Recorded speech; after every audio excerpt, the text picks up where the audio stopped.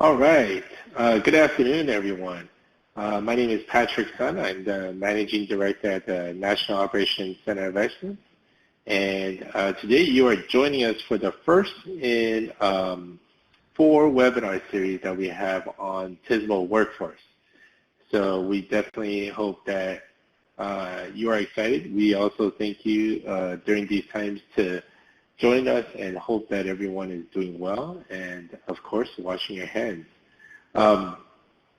Just in case you didn't know, the National Operations Center of Excellence, we offer a variety of resources to support the transportation system management and operations community. And on the upper right-hand box in your screen, you'll see a little pod called Useful Links. And if you can take that and you scroll up and down, you'll see a couple of different links that'll take you to additional TSMO resources. And so you can access them kind of during or maybe even after the webinar and just have it open and peruse our website later. I'll just also start with a couple of logistics for the webinar. And so the first thing I want to let you know is that we are recording this webinar, and the presentation slides will be available throughout the after the presentation. You can also kind of pre-download it here in the middle where you see the download pod. And we're also going to have the webinar recording and the files and the speakers' bios and pictures on our website in the on-demand learning section of our website. So all the attendees that you are joining us right now, you are in listen-only mode by default. And we have that just to handle the audio. But we really encourage you to input any questions you might have over here in the question discussion pod. And we will get to answering all of your questions at the end of the presentation and the webinar for our Q&A session. And so we'll just go ahead and read the questions out loud and allow the speakers that we have, the fantastic speakers, to be able to answer any questions you might have. So I'm going to go ahead and get us started as we dive into this. And there's a number of different experts that we have. We have Steve Lockwood, who's been a long time person that the TSMO industry has really looked on for a lot of the workforce efforts.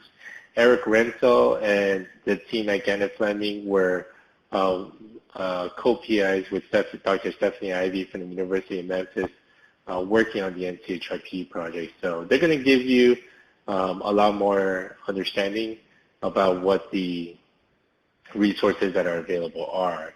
And as I mentioned just a little bit ago, this is the first of 4 webinars that we have in the series. And so I'll bring up the slide later at the end of the presentation and the webinar to show you the rest of the dates if you can't see them right there. But we are going to start to dive a little bit deeper into every resource that we have. Today, just to let you know, we're going to kind of give you a background of how the TSMO workforce development effort really got started, how we got to kind of deciding what resources we have. And one of the main resources that came out was the TSMO Workforce Development Guidebook. And that's where Eric and Stephanie will be able to expand upon it. And then I will be mentioning a little bit more about what resources are available and where you can find it. So I'm going to set Steve up a little bit in a slide or two to come on and really talk through with us what was the context, what was the understanding. And before we get to that, I just want to let you know that TSMO really became this solidified practice that we all are a part of right now. And one of the crucial and kind of critical things that we thought we really needed to do was build our workforce and build the capabilities and really understand what this means for not just new ITS technology, but also TSMO applications throughout. And so one of the early centerpieces for the National Operations Center of Excellence, or NOCoE, was to really work on the strategic aspects and convene a summit on TSMO workforce development.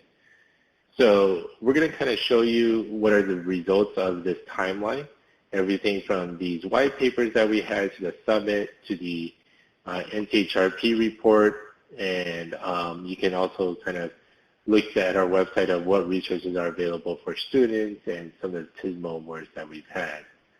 To really go a little bit deeper into giving you context, giving you background as to how this came about, how the initiative for workforce development came about, and also what was the context that it was being considered back in 2016.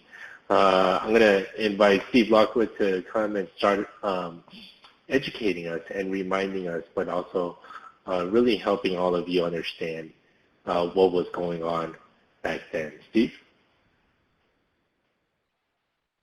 Yes, thanks, Patrick. As Patrick has suggested, as the industry in general, and of course federal, state, and local agencies all started to focus on system performance management, and the relationship of agencies as institutions and organizations to improve performance through TSMO, increasing attention was addressed at what were the key features required from a transportation agency to fully capitalize on TSMO. And some of this started with a SHARP research project, which I conducted a few years ago, out of which came the idea of using something called the capability maturity model as a tool to evaluate strengths and weaknesses of agencies with regard to their ability to effectively support TSMO programs. The concept of CMM was that there were several dimensions of agencies that really might need to be improved for effective TSMO. These included things like performance management and systems engineering, business and technical processes, and so on. But the workforce itself and its capabilities turned out to be a key component. There were some 40 or 50 state DOT self-evaluations using the CMM tool, and workforce continued to emerge as a major concern. And general discussion in the industry, and as the center got started, became clear that workforce made sense as an initial focus of attention. And I was asked to prepare some background papers I'll discuss in the next few slides. These papers were used to structure the summit that Patrick will talk about a little bit after I'm finished, and the breakouts in the summits and so on.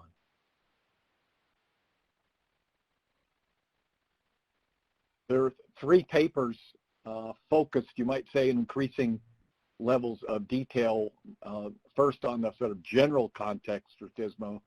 Secondly, specifically on the professional capacity building needs for transportation agency workforces versus the kinds of training and education resources that were available to build these resources. And then thirdly, within transportation agencies, how to recruit the kind of staff with the capabilities that are relevant to TSMO, how to retain them given the competing opportunities within the agencies, and how to develop their career.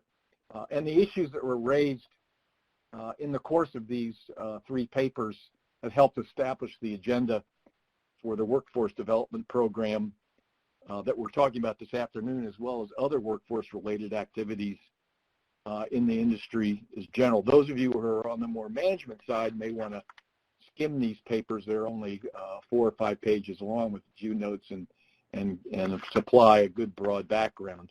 The first paper, as I mentioned, was focused on establishing the context and making the case that I've just been talking about, that workforce was really critical to improving the effectiveness of TSMO in transportation agencies, and that workforce, you might say, had to synergize with the agency culture overall, its program structure, its organizational framework, and the business and technical processes. All of these dimensions of capability within a transportation agency synergize with each other, and workforce is always central to all of them.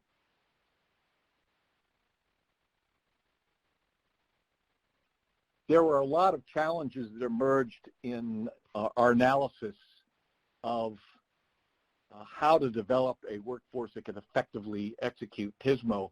And I'll just mention them, and we could talk about these all afternoon on their own. The first one being that TSMO has, and to a large degree in many places, still lacks status as a named, proper name program like construction and maintenance. And in many cases, it's stovepiped within agencies with, one branch or unit may be responsible for the engineering side, ITS, another one for TMC operations and so on. And often where it's not a formal program, it's substantially dependent on individual champions who urge the agency on to become more deeply involved.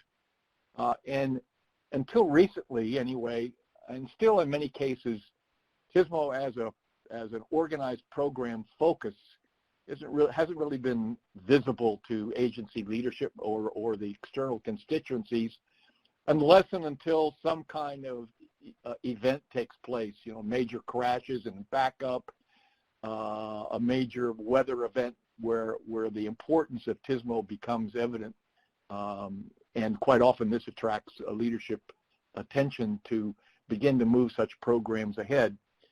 Another challenge is the general, more civil engineering-oriented culture within agencies.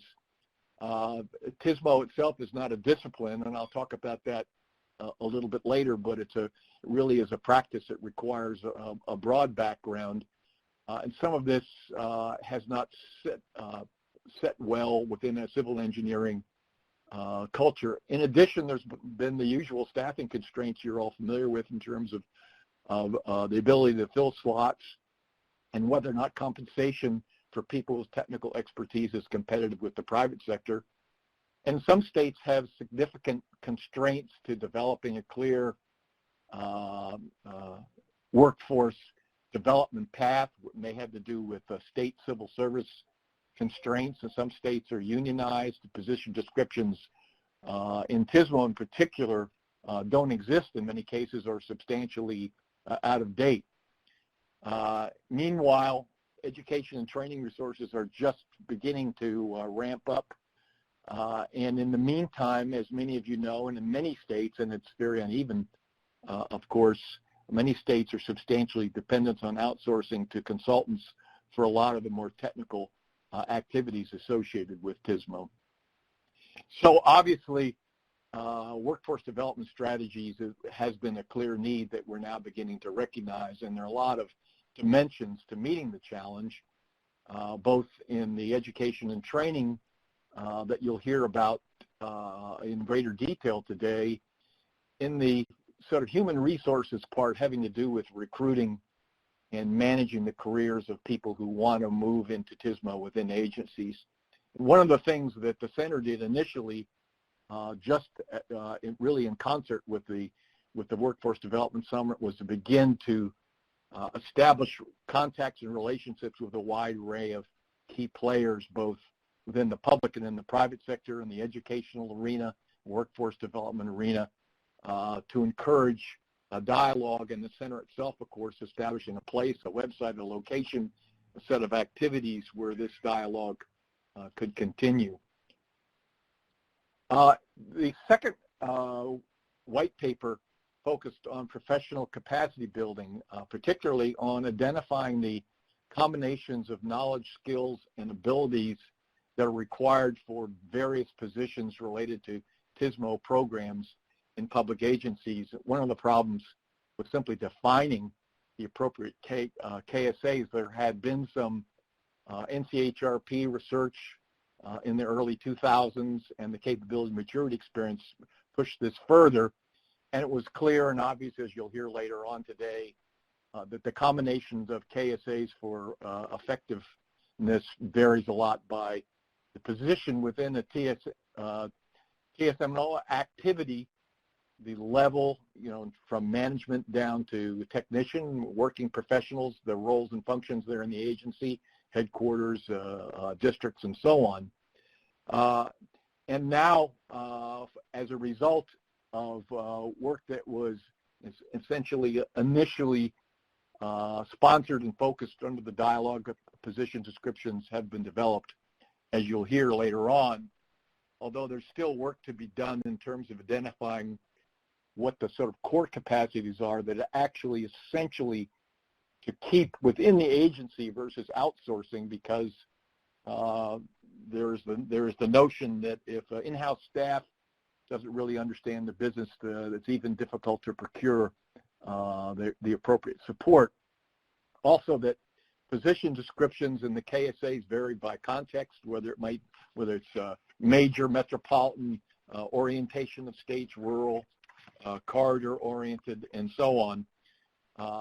So there's still a lot of thinking going on about how to tailor positions to context of the agencies. And finally, of course, with the rapid evolution of technology, whether it's connected and automated vehicles, transportation network, corporations, smart cities, what have you, as the technology changes, as the business models change, the kinds of professional capacity that's appropriate also needs to evolve. One of the interesting issues that we still perhaps haven't really fully grappled with is how big a problem this is, and by which I mean, what's the total staffing level today versus desirable in the TSMO arena, particularly state and local. And this is important because it establishes whether or not the demand for education and training, amounts to a few dozen people or a few hundred people, and that, of course, affects whether universities are likely to respond, whether training courses are cost-effective, and so on. It's certainly true that there's very few graduate courses in ITS, much less TSMO, only 2 or 3 nationwide. ITS and TSMO are not considered to be disciplines. They don't fall clearly in civil engineering. They don't fall clearly in systems engineering or information technology. So universities have a difficulty in grappling with how to suit something which is really multidisciplinary rather than a single discipline. There are, at the same time, within the agency context, for most state DOTs, have not had in-house training programs managed by their human resources divisions for training in TSMO. And this contrasts with a long tradition of professional engineering licensing training in a lot of state DOTs, and something like that might make sense at some point. And certainly there's the potential for developing courses that will be broadly applicable across a range of agencies, as well as those that might have to be custom tailored in-house within an individual agency. We did a quick survey of the training resources for TSMO professional capacity building, and you can see an updated version of this on the center's website. Within the industry, you might say, at least as supplied by FHWA and the ITS Joint Program Offices, there are training materials that are available for specific applications like incident management or traffic operations and so on. And there are quite a few courses offered in general systems engineering, and of course, because performance management has been a strong focus in recent years, there are a lot of courses on performance management. But there's very little in terms of, you might say, sort of first courses or beginning courses, and almost nothing that focuses on TSMO as a program that covers all the key dimensions that are required for professional capacity building, whether it's the development of the processes, the relevant engineering, the forms of collaboration, contracting, and so on.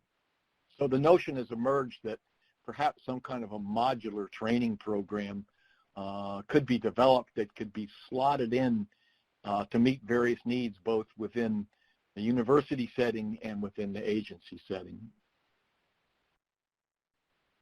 The third paper deals with the post-employment side of things, namely how do you recruit and retain the appropriate workforce with the right kinds of training of KSAs.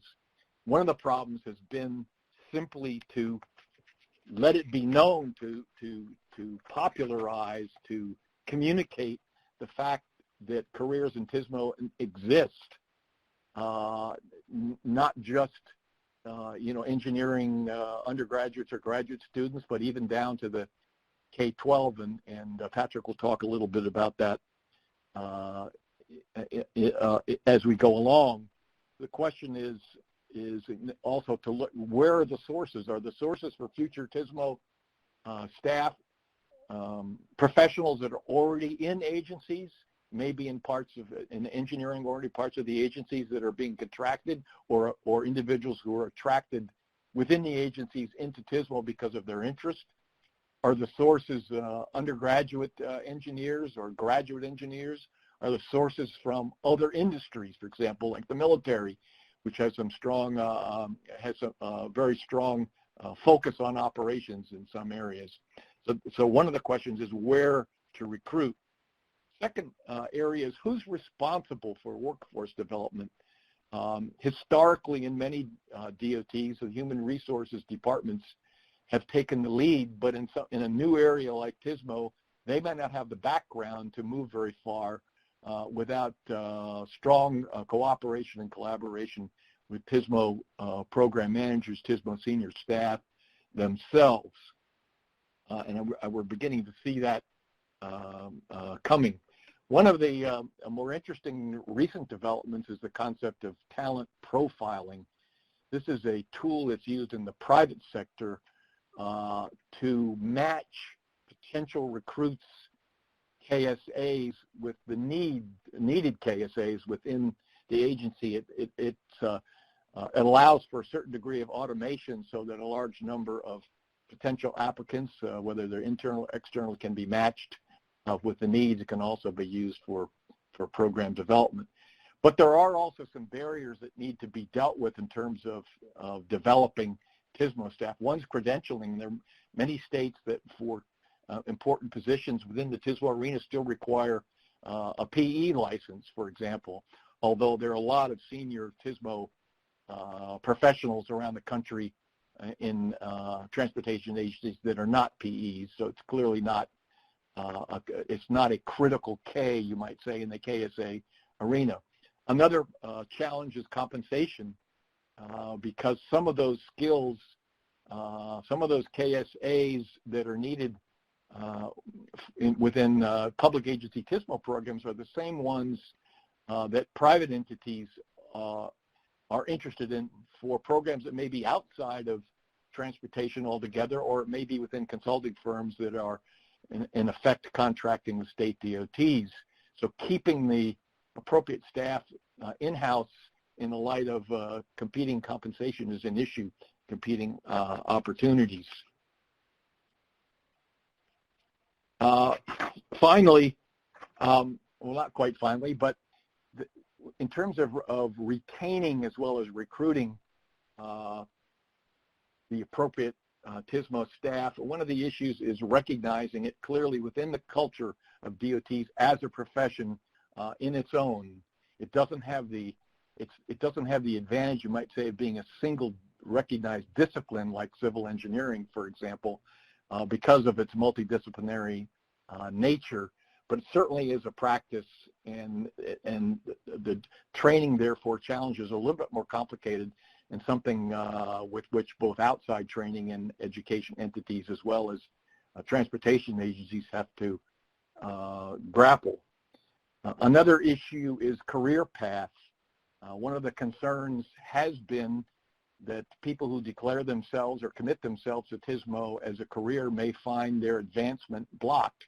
For example, can a TSMO professional become a district administrator or district engineer moving up in a state DOT or in their counterpart steps within MPOs and local governments. So there may be that kind of concern, or there may be civil service constraints in identifying what succession paths may be. And finally,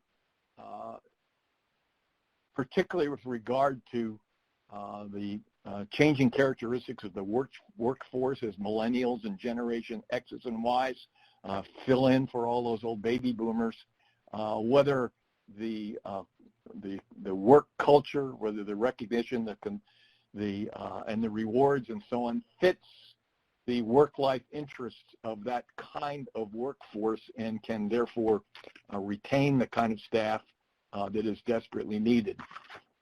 Finally, in career development is also important, of course, to any employees, public or private, looking forward over the life cycle of their careers. And as I mentioned before, it's increasingly we believe that these things cannot be left to HR, that the program managers are the only ones that really understand enough about what's going on in the day-to-day, what's going on in terms of planning for the program to be able to identify the talents that are needed, the professional capacities that are needed, and relate those to the individual staff members, including tracking their performance with regard to the KSAs that are important, as well as developing a program that can maintain their professional capacities. Something that HR managers who have broad responsibilities may find difficult to do on their own. And of course, mentoring, because a lot of the things that are important in professional capacity building relate to, you might say, on-the-job training. It's important that those relationships be developed, but not only for the technical knowledge, some of which can be acquired through formal education and training, but also the development of the skills and abilities that are very job-specific or even project-specific. The center has moved forward in many of these areas in terms of extending the career engagement. I'm sure Patrick will talk about this a little bit later. In terms of developing activities, they extend the visibility of TSMO beyond the professional community down into younger developing professionals and providing opportunities for interaction, dialogue, and having fun. Patrick, I think that's yeah. You're on. Thank you so much, Steve. And it was Steve and a group of folks definitely that put the TSMO workforce development on the correct path, and I think that was so key. Those white papers that Steve just talked about really, culminated into this two-day summit, and from the summit, of course, came action items.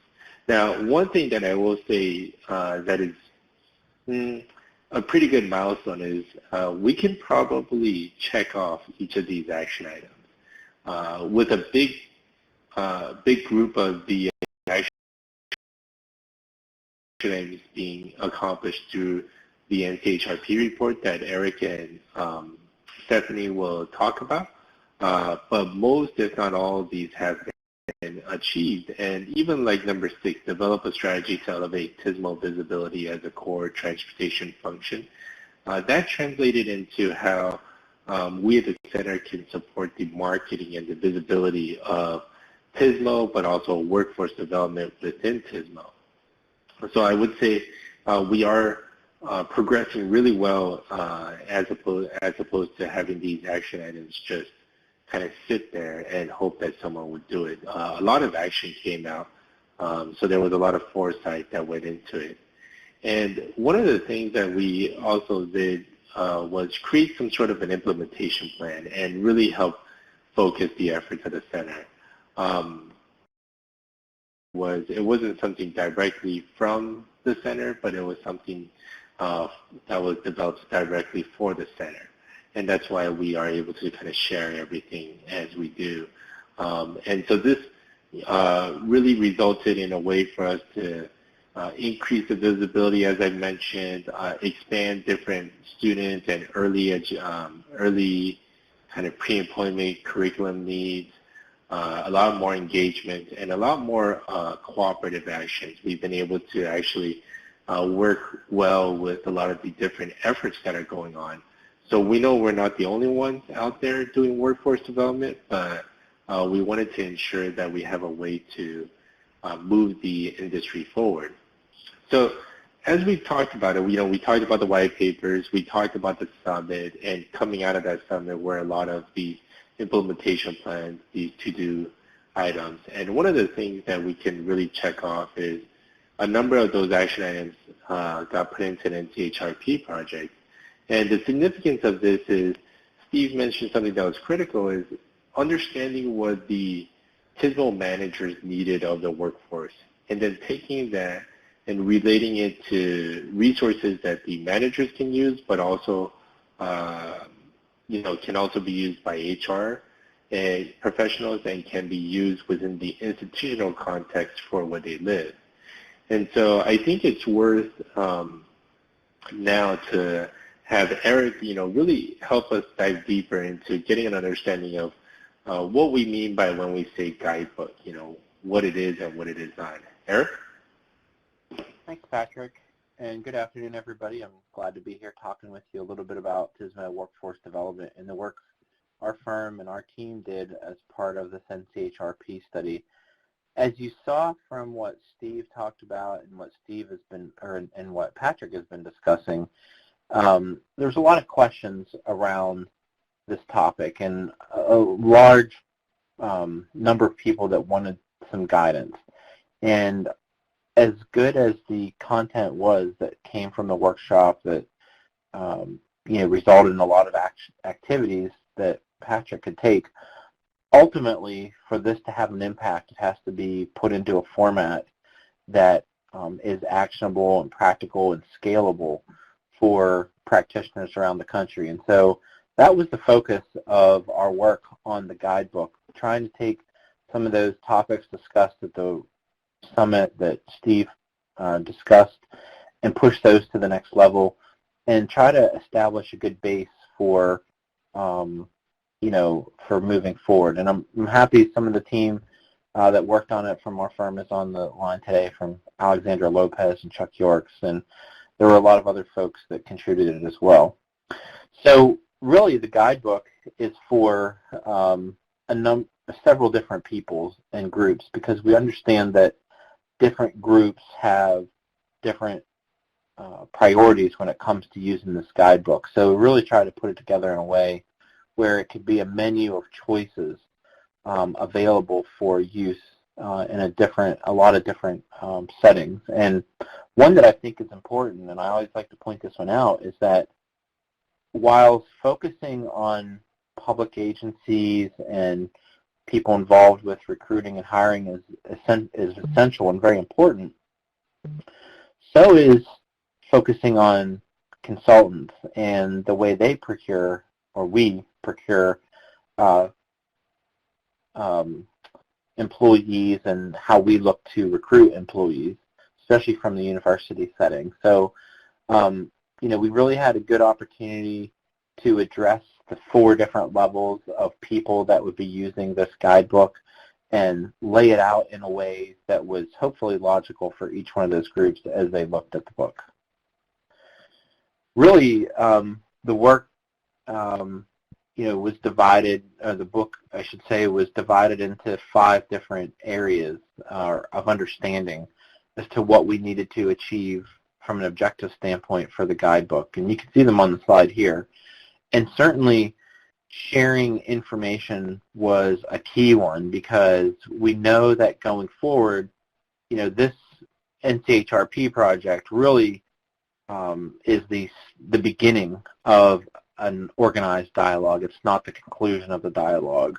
And so having this information in a format that can be shared and can be easily understood was really critical. We also think that it was important to have a set of tools and examples contained within the guidebook that helps provide guidance to agencies looking to use the job descriptions and the different information about KSAs to do recruitment and retention strategies like Steve talked about.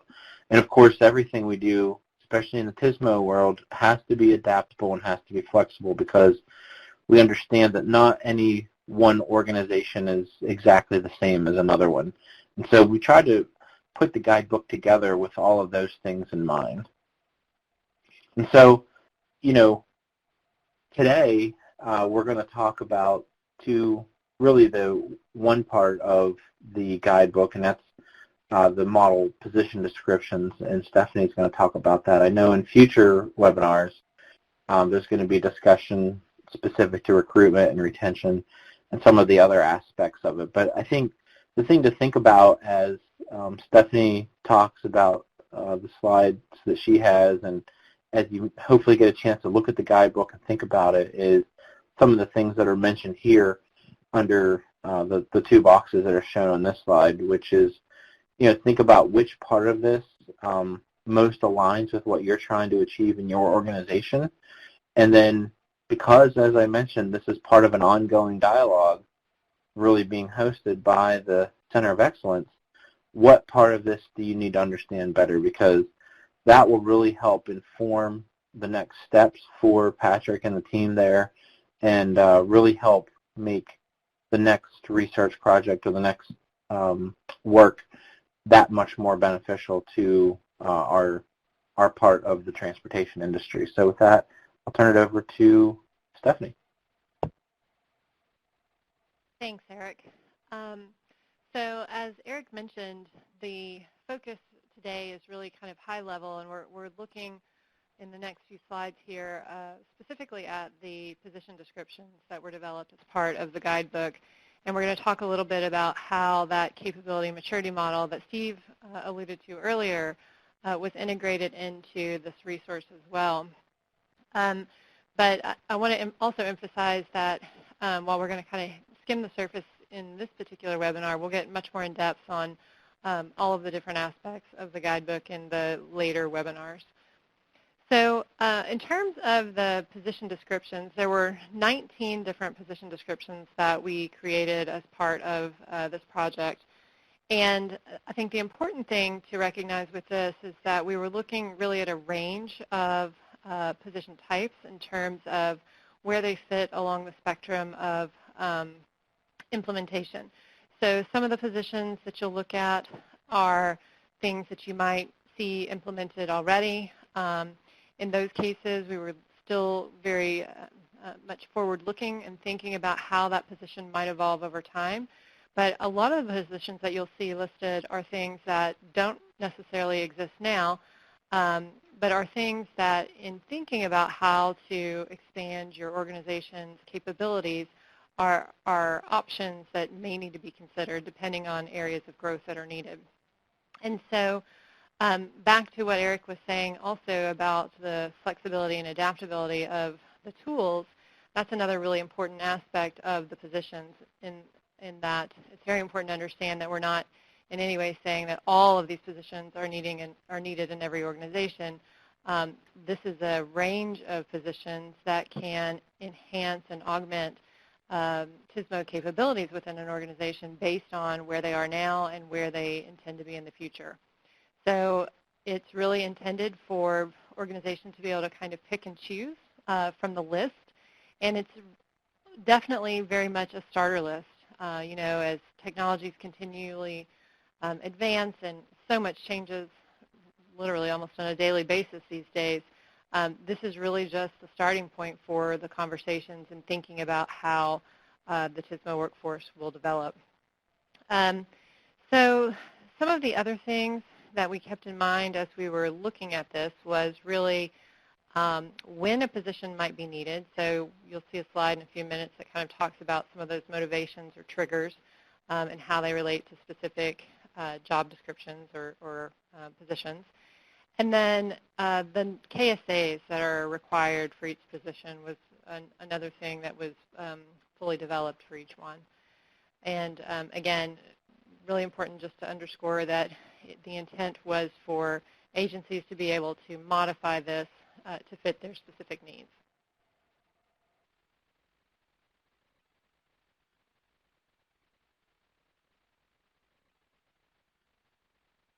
So on this next slide, you can see the 19 positions.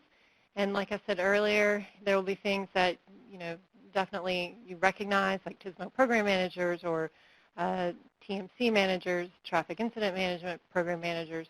But there are also job positions here that probably are a little bit out there for where most organizations are now, such as artificial intelligence scientists or surface weather specialists or transportation data ethicists. So a very wide range of positions are described within the guidebook. And I think another really important thing to keep in mind in looking at this is that the focus for this specific project was entirely on positions that required post-secondary education, so 4-year degrees and beyond. That is certainly not to say that there are not roles within TSMO that do not require 4-year degrees or more. There absolutely are, and those roles are incredibly important. But that will be focused on in a different set of projects, and I think the final webinar in this series is going to start talking about that as well. So again, with this particular guidebook, what we were focusing on was positions that required 4-year degrees or more.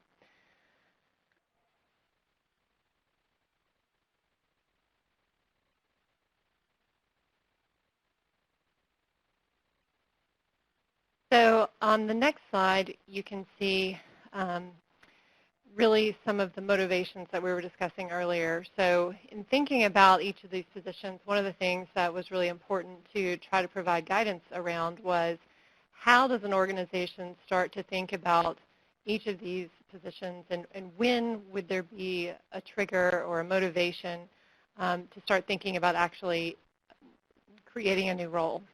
And so, for example, here, the traffic data scientist or statistician position.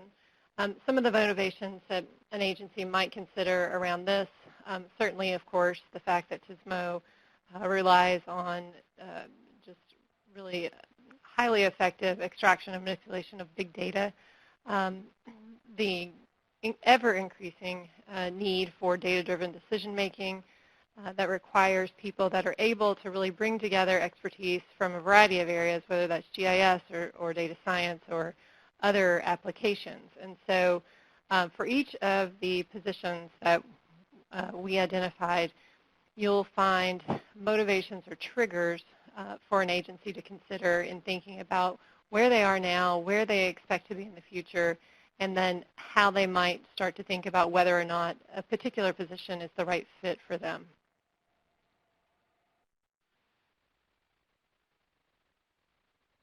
And so linking back to the capability maturity model, I want to first share a little bit about how the graphics were created for each of the positions and how we were really trying to tie this to that CMM. And so what we were doing was really looking at the potential for improving an agency's standing in that maturity model based upon the addition of a specific position. So this is another way for an agency to really kind of think deeply about, does this position make sense for us? You know, thinking about where we are now and where we really have areas where we need to mature or grow, would this position be one that makes sense for us to think about implementing down the line so that we're able to then expand those capabilities? And so if you look at the graphic that is at the top right-hand corner of the slide, you will see basically two different sides. On the left, the collaboration, organization, and staffing and culture, those dimensions are really tied to management. And you know, there's an analogy to, of course, right and left brain thinking, and so the right brain side, more of the management piece, the creative and more expressive aspects, and then the left brain side, operations, or the more analytical part of the system. And so with your operations side of the diagram, we have business processes, systems and technology, and then performance measurement. And so the way the graphics were created, we have radial graphs where the management side will be shaded in blue, the operations side is shaded in green, and then when you look at these, the way to read them is basically the more filled a particular dimension is, the more potential that position has to improve your capability maturity in that particular category. So next we're going to look at a specific example. So on the right-hand side is the diagram that connects each of the specific positions that we described, those 19 positions, to a specific level of capability maturity model, and then also indicates what that improvement potential would be.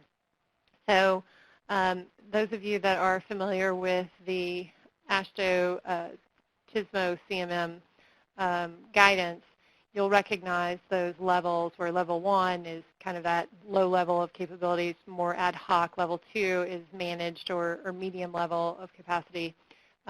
Level 3 is integrated, higher level, and level 4 is when you're at that optimized or highest level of capability.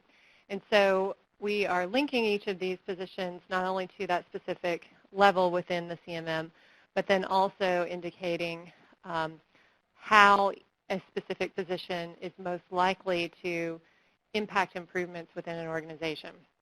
So for example, if we take a look at the Integrated Corridor Management Manager, for this particular position, you would see the greatest improvements in the collaboration dimension, also fairly significant within the organization and staffing, a little less within culture, but then on the operations side of the scale, you see systems and technology are where you're going to have the main thrust of the improvement potential, followed by the performance measurement and then business processes.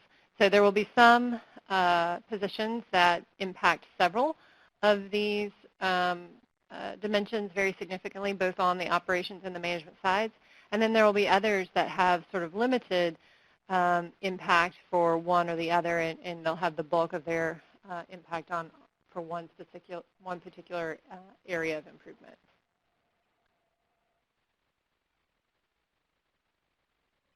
And so again, another example of how this can be used. So this diagram here is emphasizing the surface weather specialist. And again, you can see areas of both operations and management where it has potential to create improvements. And so how an agency might use this is really to take a look and start questioning where your agency is and what it is you're trying to achieve. So thinking about definitely your 5-year, 10-year goals and looking at where it might be appropriate to think about expanding the workforce if you need to particularly build strength and capability within, let's say, systems and technology or performance measurement. And so then taking a look at some of the positions where you have the greatest impact in those areas.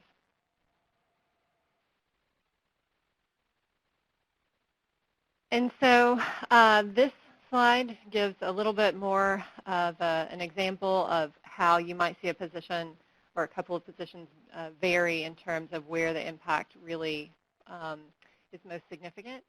So for the TSMO manager or director, you see that the bulk of the impact potential is really on the management side, where you have the culture and collaboration and organization or staffing.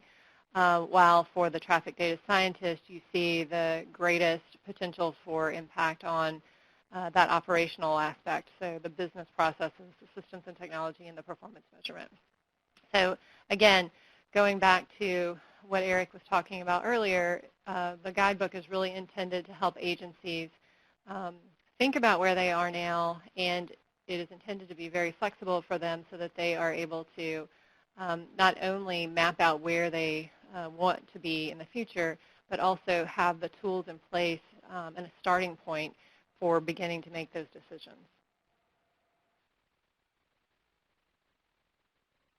Now I think we are back to Patrick. Yes, thank you so much, Stephanie. As most of you are starting to probably think to yourself, kind of like, where can I find more information? Besides the other 3 webinars that we will show you the schedule, and we're planning to go deeper into understanding, how the project team even came up with the 19 positions that are just model position descriptions, something for people to start with. Or what did they find when they really looked at recruitment, and what are the best practices in not just transportation, but other industries that we can extract and learn from and things like that. One of the main things that is a core function of the center is to really have one place through our website that people can access and find the resources. And this becomes a pretty critical piece in the puzzle, so to speak, of how we advance our practice and how we advance our industry. I am going to actually ask Nilu, who's been in the background from the beginning. Nilu, there we go. We're going to bring up another thing, and I'm going to show you kind of what we have on our website. So bear with me really quick. Let's see some backgrounds. So when you go to the website and you saw the links that we've been posting, and it was in the slides and also in the useful links box, transportationops.org/workforce. And in case you're wondering, how do I get there if I don't know it? We have it up on our homepage. So if you go to our homepage, you'll see here on the key activities, the second one. And what you see here is what will be the menu structure that we use to build out. Not everything here is from the NCHRP project, but a lot of it is. And so I wanted to highlight a couple things that are online, they're live now, they're available for you to access and really look around are. The first one is on training. And let me explain the menu structure. So you have student education, just kind of understanding what kind of education is out there at different levels. We also have training that I'll talk to you in just a minute about. There was a white paper that was also done on paraprofessionals that gets to those that are not college educated, but are some of the critical pieces and functions within TSMO. There's career pathways that are also looked at, some industry assessments, and then HR resources. That's really where position descriptions live and breathe, because you can create it all you want for your department, but if your HR person can't use it, then you're stuck. And so these position descriptions, they've been created in a way where it'll make sense for your HR folks, and it'll make sense to you. And then, as Steve was mentioning, I'll show you a little bit of our student engagement that we've been doing. So one thing I do want to show is when you go to workforce training, you'll see a lot of the different training opportunities that are out there. The National Network for Transportation Workforce, ITS Heartland TSMO University is another good one, and there's kind of just an overview of it. One of the things that came out from the project was actually a database of all the trainings that are out there, but then filtered down for TSMO. And so if you were to go and just, let's see if we could find something on a work zone training, you'll see here there's different trainings that are available that are offered by different groups or different organizations, and they'll let you know if it's advanced or if it's beginner.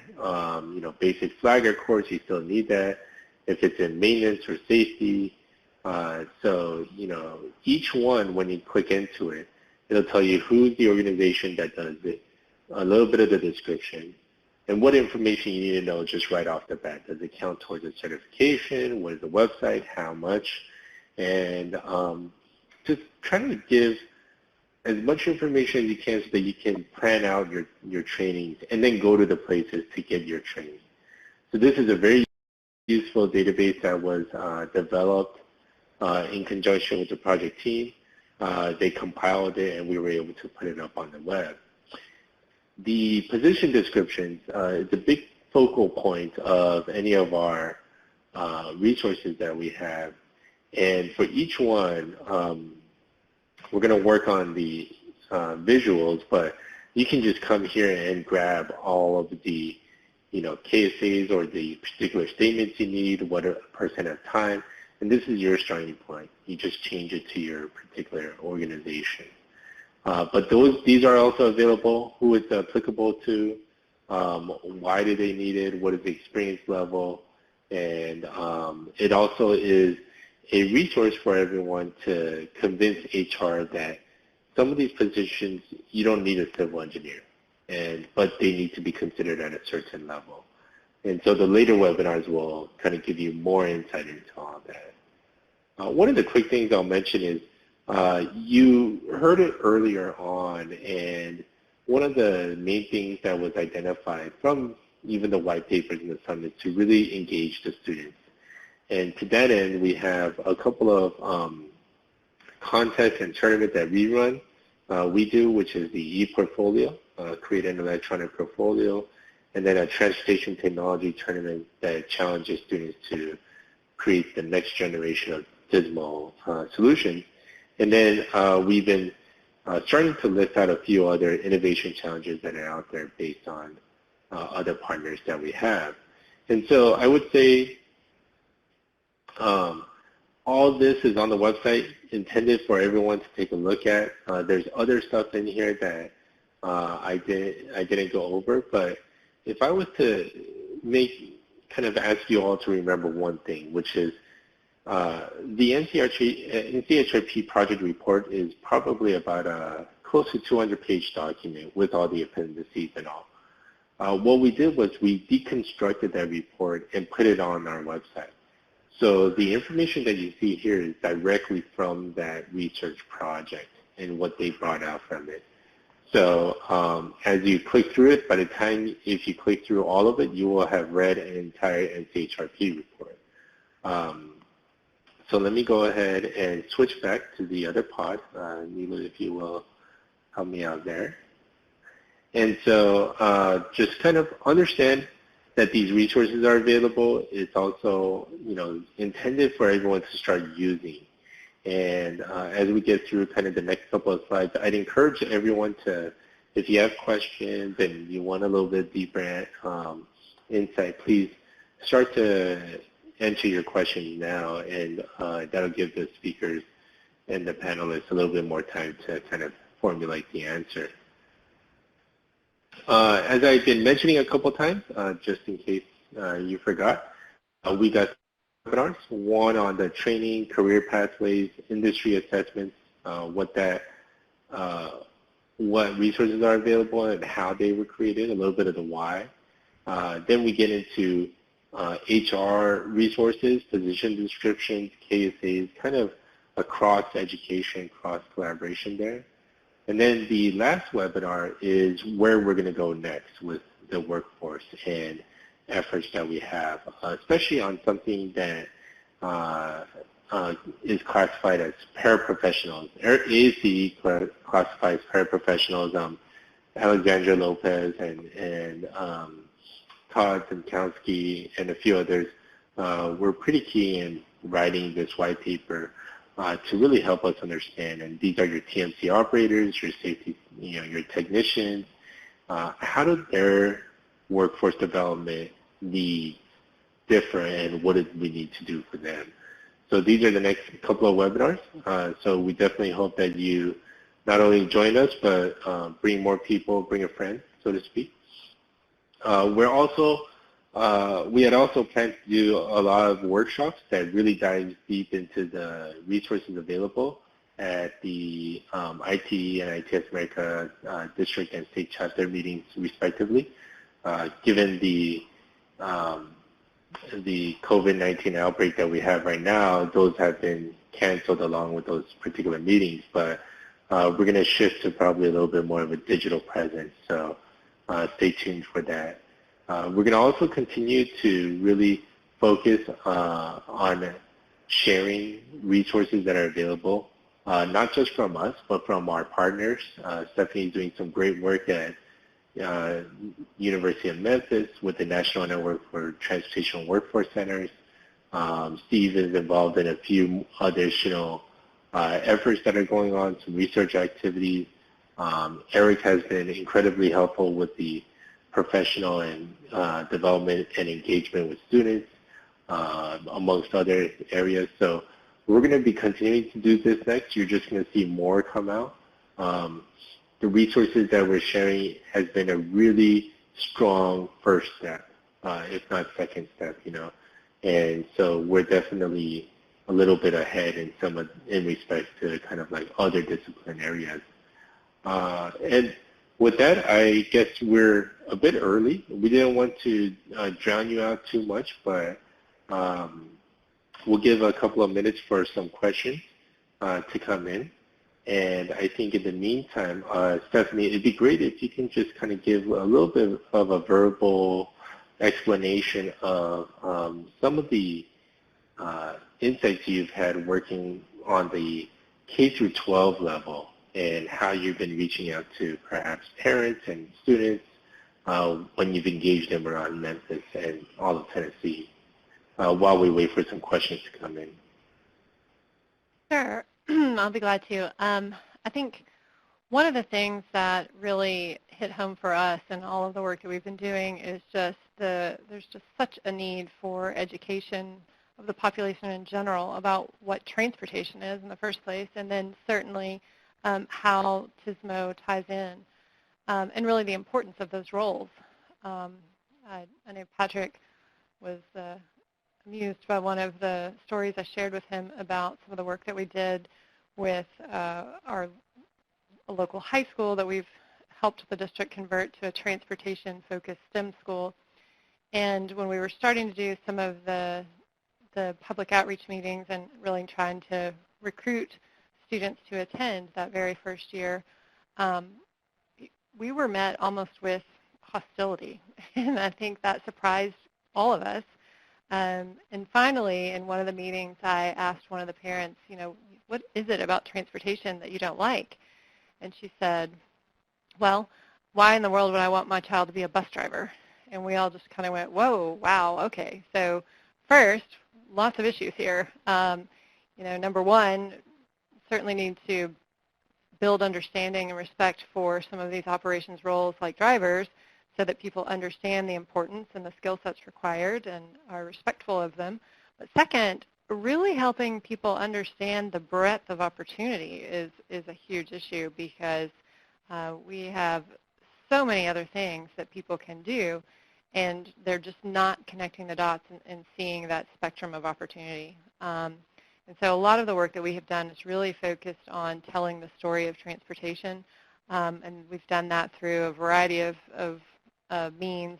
And one particular project we've been working on recently for the ITS PCB office has been focused around really profiling operations and ITS professionals and helping to share stories of not only projects but the people that are involved in them as well. And I want to give a shout out to Gannett Fleming because they were certainly at the table and volunteering their staff to be involved in this, and it really was a huge effort across the country in trying to pull together people that were willing to participate and be involved. And so, I think telling those stories and helping people understand why this is so important and how people with all different skill sets and all different interests can really make a huge difference. It's really critical. And so it really takes all of us, and I think the importance of collaboration between academia and industry is absolutely crucial moving forward. Yeah, I appreciate that, Stephanie. And you talk a lot about that collaboration, and I know, Steve, you've been involved in a number of different efforts, but can you perhaps share with the audience maybe one or two research efforts or perhaps just initiatives that are going on that you are aware of to really continue the advancement of TSMO workforce development?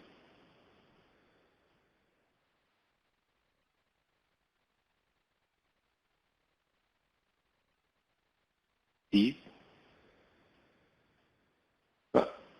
looks like he might have had something with his phone drop off, so I'm going to go to my one of my favorite people in the world, Eric. You have been involved quite a bit, especially with your role on IT leadership in ITE, and also with a lot of the different initiatives that have been going on. But especially from your role as a leader in your organization, what are you really seeing with the next generation and understanding kind of their mindset? Seems like a pretty loaded question, Patrick. But I think that what I see is a lot of the labels that were applied to millennials a couple of years ago are really not coming true. I see that they have the same drive and desire to be successful that, you know, baby boomers had back in the day. They just go about it differently. Being a Generation X/millennial myself, embracing technology and understanding that technology is, you know, the way that we can push things forward is important. But I think that this kind of work that we've done through this project will be important for, you know, new people into the TSMO workforce, because as I travel around the country, most of the people in TSMO have a story for how they got there, and it doesn't start with any sort of TSMO, sometimes not even any traffic engineering background, sometimes not even transportation engineering background. And so if we want this to sustain for the next generation, we've got to have this way to draw people in and, you know, give them a career progression path that they can follow. Otherwise, we'll lose them to other industries, because there are a lot of bright people that are coming in to this industry right now, and we don't want to lose them. Yeah, and that's definitely true. And as we've gone to engage different students, they have this passion for, you know, kind of getting back to the core of why we all became infatuated with TSMO and really champions. But they really like the solution and the solving problems aspect. I'm going to do a quick sound check with Steve. I think he's back on and everything's working. Steve, you there? Yes, can you hear me? Yeah, great. Yeah, I'm hoping you could. Yeah. I wanted to mention something I think is of interest to a lot of people in terms of being attracted to, not only being attracted to a career in TSMO and staying in it, but also simply making it better known to the general public. And that's the relationship between TSMO and connected and automated vehicles.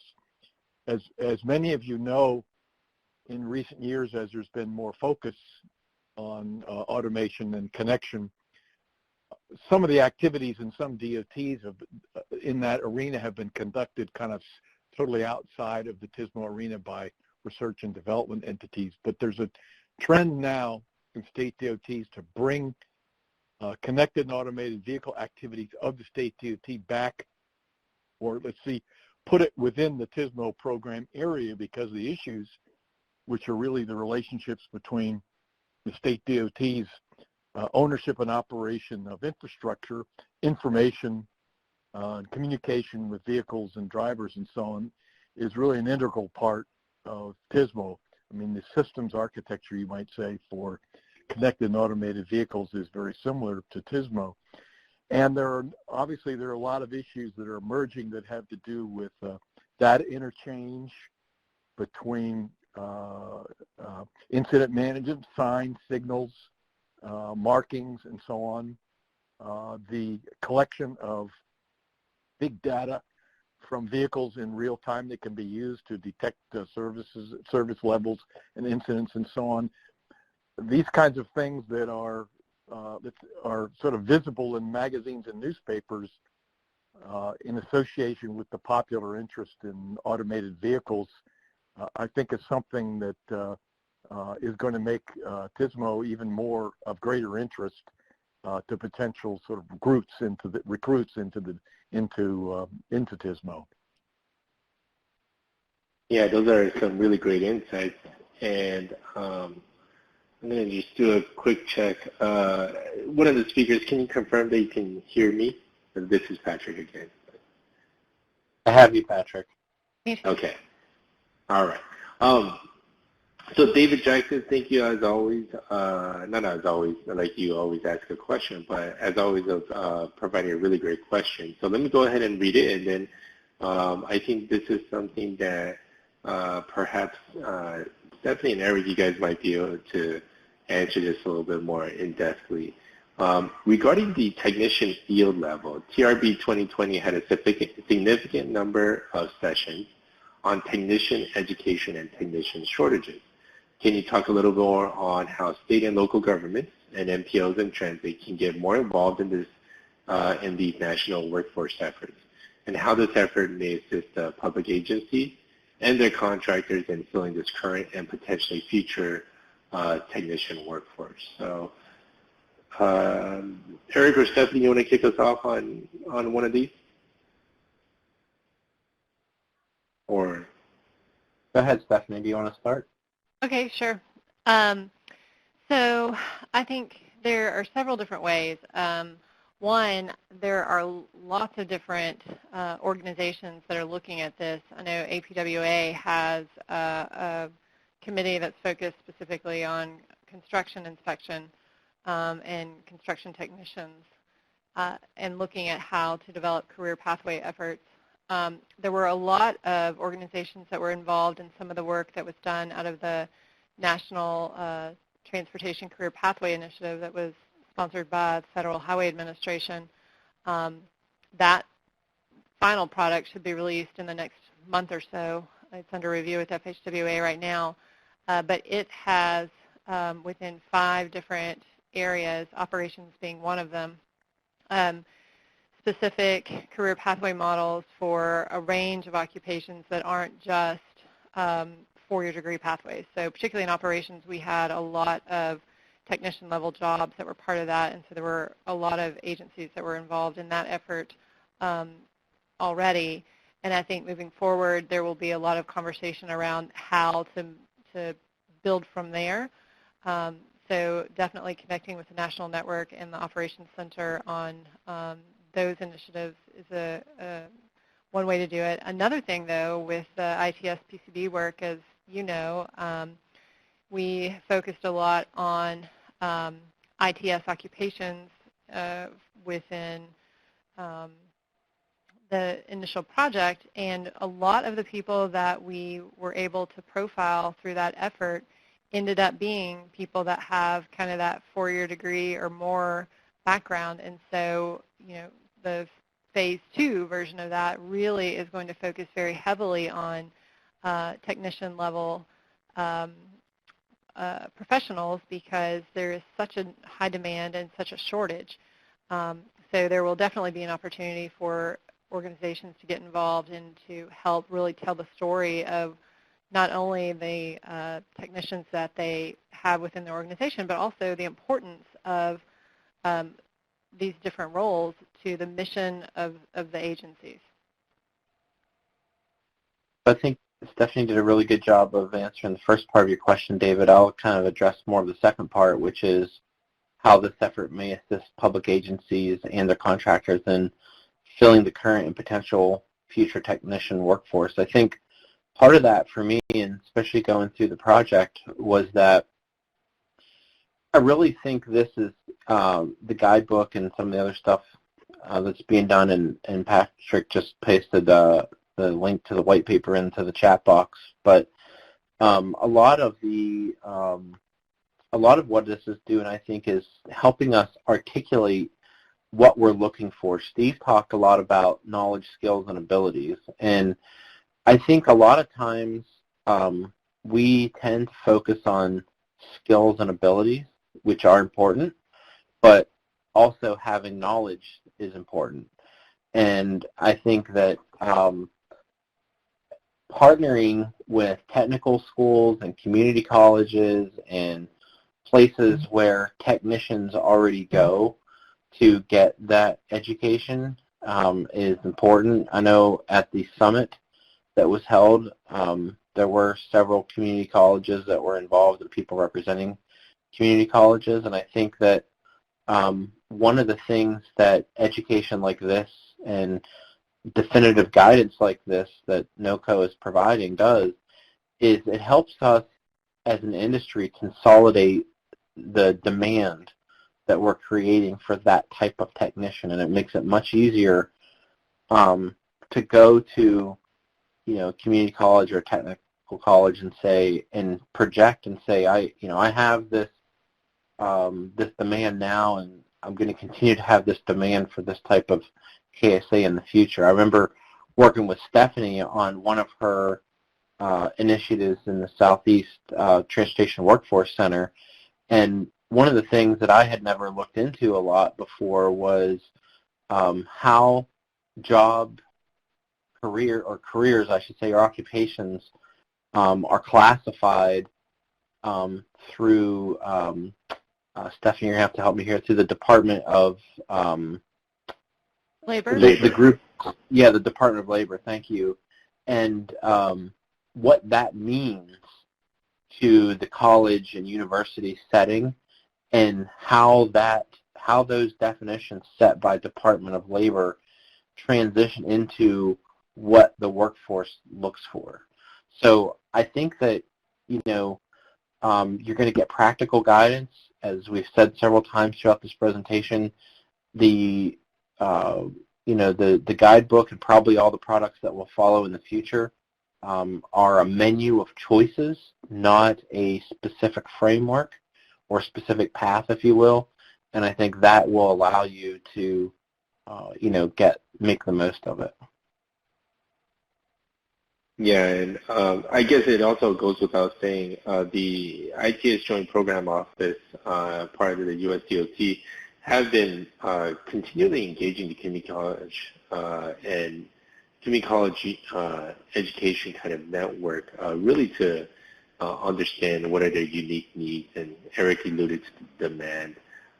It's something that, if anything, the MPOs, the transits, the local agencies, even the states, if everyone can get on the same page about, we need 20 of these people, we need 50, then you look at it in a region, you're like, oh, we need 100 over the next 5 years or something like that. Then the private sector is involved, and then the community colleges, that really gets involved. So great question, David. If anyone has any other questions, now is the time to enter. I think, Steve, if we can possibly have a little bit of perspective from you, from what you saw in the very beginning to kind of the resources coming out now. Just some color commentary, I guess, for kind of what you see that's been accomplished and what might be worthwhile for everyone on this call in the audience to kind of start paying attention to for the near future. Well, I think there's a big challenge depending, where your agency is in the spectrum of TSMO program development.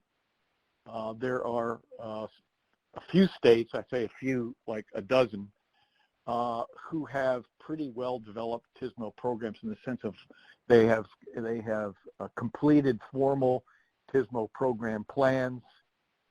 They have developed plans for commitment of resources for staff development. They have a pretty good roadmap of where they want to go, and importantly, in the sense that, the development of those kinds of program plans are a reflection of the fact that agency top management takes TSMO seriously, and therefore it sort of follows or flows out of it. It's not difficult, I should say, to develop a conversation within the agency about staff and workforce development in terms of developing the talents that are needed, where they're going to come from, how staff workforce is going to be developed, workforce that's already there. For agencies where TSMO is not a program, but it's just kind of a collection of activities, and nobody's sort of clearly in charge, and the reporting relationship as you go up gets fuzzy. You know, a TSMO is like a third level function within the agency, a subpart of maintenance, a branch, or something like that. It's much more difficult to get traction, to have a serious conversation both among TSMO professionals, but also between TSMO professionals and management, and between TSMO professionals and HR about staff development. So there's a lot of variety across state DOTs and other transportation agencies, and the challenges vary depending on, you know, what we would call the sort of maturity of the program. But I think the materials that are being developed that you've heard about today are going to be useful kind of no matter where you are. The problem is, you know, do you have an audience for the conversations with which, you know, that you can use these tools as part of? And that's a challenge, I'm sure, for a lot of people who are interested in TSMO. Also, I don't want to go on too long, but one of the things that we're discovering is that a large percentage of staff that have come into TSMO, within state DOTs in particular, were already DOT employees. They have some of the Ks, S's, and A's that are needed from, you know, working in an agency like that for some time. In some cases, they have experience that will take newcomers who come from outside quite a while to gain. And so it may be that the staff development process or program for people that are transferring from within the DOT versus those that are coming from outside or right out of school are really quite different, something that I think is interesting to give some further consideration to. Yeah, and if anything else, one thing you alluded to, we have seen very recently a string of promotions that I'll end with, and seeing as how there's no more questions in the chat box, but you know, we definitely want to give kudos to Tony Cradfield from to become the Chief Engineer and Chief Operating Officer of Michigan DOT, Greg Slater, who recently got promoted to, I believe it is the Secretary of Transportation for Maryland DOT, Scott Marler, who also got promoted to Director for Iowa DOT, and there's a number of other people. Those are just some of the more notable executive level positions. And one thing that always amazed me about Scott is, as Eric mentioned, he didn't really start with a traffic engineering kind of career pathway.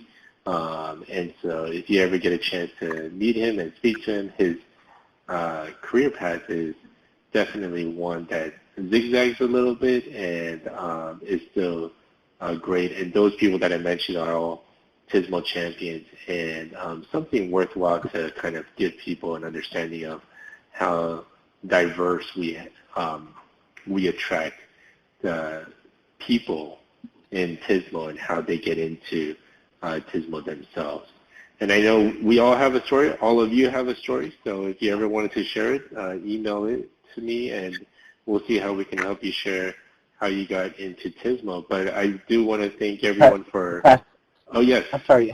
Oh, Patrick, I just want to add one more thing before you wrap it up there, because I thought of this kind of a little bit more about David's question after we ended. And one thing, another way to engage is I was fortunate enough to participate in a recent session to help NOCoE identify its next strategic plan.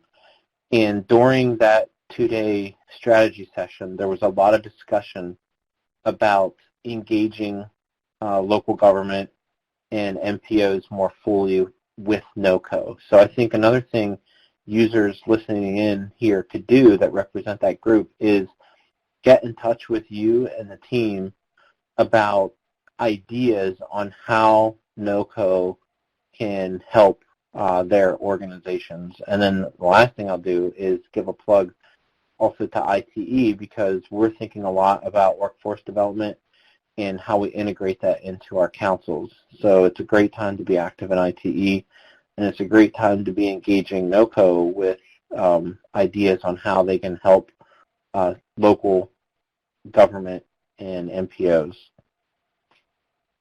Yeah, thank you so much, Eric. Usually we're a lot better on it because we can see each other and give each other little nods and stuff. But appreciate all that. Appreciate the other speakers, Steve Lockwood and Dr. Stephanie Ivey.